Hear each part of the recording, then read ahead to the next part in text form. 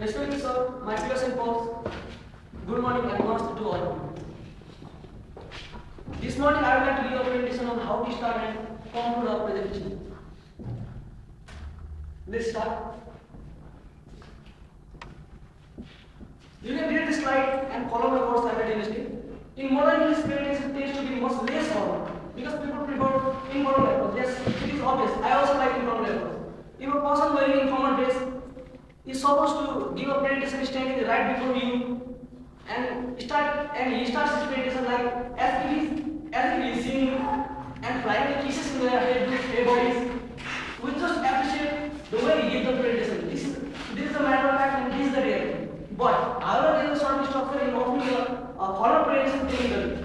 In my slide, I have included 4 points how to start a presentation. First one is get people's attention. Second thing is welcome them, and third one is introduce yourself, and last state the purpose of your presentation. This is how a presenter starts his presentation forward. The first one, I will explain each of them in briefly. Get people's attention. The topic itself explains its meaning. A presenter should have the ability to draw the attention of the audience because it is the audience that will listen to his presentation. If he is not capable enough to draw the attention of the audience, there is no one to presentation. So, a presenter should keep in his mind one of these four points to draw the attention of the audience. You can say, if I can have everybody's attention, as I told before, if we can start, perhaps we should begin and let's get started. This is the way how the presenter can draw the attention of the audience. And the second point is welcome them. This is a class presentation. Therefore, we have to score as a respective submission. That's all. So we have to first greet and welcome the teacher because the teacher gets first priority. And secondly, we have to welcome our audience. We are students. You are friends of my colleagues. For example, respected sir, Mr. Eva and my dear friends and colleagues, a very good morning to you all. Thank you for coming today. This is the way how to welcome and greet the audience and the teachers. And the third one is introduce yourself. It is very much important because in a presentation, if our audience don't know who he is, where is from, there is no matter of giving presentation. So I have included 2 points how to introduce yourself in a presentation. My name is Marisa. I am a student of civil engineering in Kathmandu University. This is one way of introducing ourselves. For those of you who don't know me, my name is Marisa. I am a student of civil engineering in Kathmandu University. If I am giving a presentation in a hall and the audience is of outer colleges or foreign countries, they might know me, they might not know me.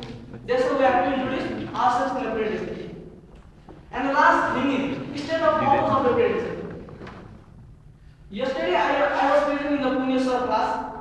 Most of the presenter did not give the state of the purpose of their presentation.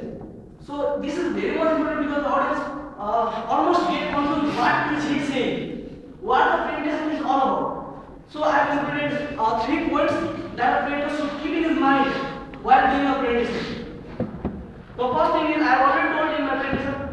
This morning I would like to give a presentation how to start and conclude a presentation. And the second one is today I would like to show the ways of process to start a presentation and conclude it nicely.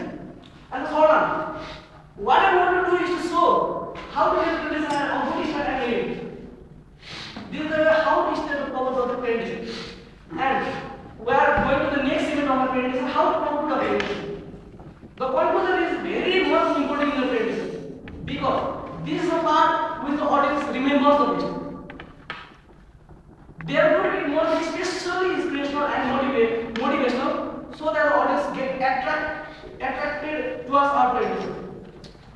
In my slide, I have divided the conclusion structure of conclusion into 5 structures and I will explain briefly each of them. Structure number 1. At the end of the main part of our presentation, we should say a couple of phrases which let the audience know we are about to start. And the audience will get really attracted to our presentation because many of the presenters have given the presentation here. I am also giving the board. While it is obvious, I am also giving board. And if the audience knows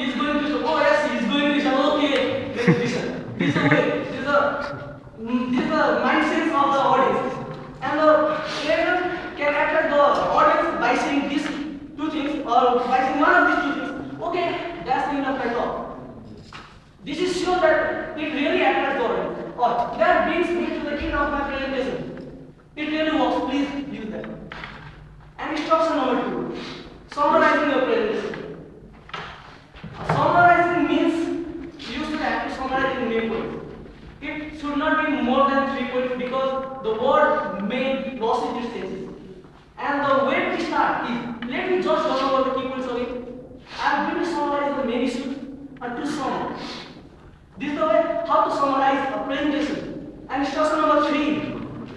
I would like to the paragraph to say the conclusions, observations and recommendations regarding this presentation. For example, I am taking my presentation. So I would like to suggest that we should stand in front of the large